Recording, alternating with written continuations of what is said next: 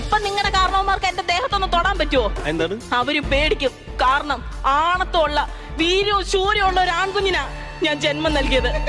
അവനിവിടെ ഉണ്ട്. അവനാരെയും പേടിയില്ല. അവൻ ചട്ട നിൽക്കും. മോനെ മോനെ ഇവിടെ വരെ വന്നേടാ. വന്നത് ആരെയും വെല്ലുവിളിക്കാനൊന്നുമല്ല, പിന്നെ എന്റെ മോളുടെ കല്യാണം ക്ഷണിക്കാൻ വന്നാണ്. ഓ മോള് ആ പണക്കാരിയുടെ മോളല്ലയോ? പറഞ്ഞോ വേണ്ടെന്ന് ഞാൻ തീരുമാനിക്കും. എന്താ മോന്റെ പേരെന്താ? നന്ദൂട്ടൻ. ഞണ്ടുകൂട്ടാനോ? നന്ദൂട്ടന്. എന്താ കഴിച്ചിട്ടിരിക്കുക? ഇപ്പൊ പടുകിഞ്ഞ് കഴിഞ്ഞിട്ടിരിക്കുക. ടീച്ചറുടെ കാര്യമല്ല ചോദിച്ചത്.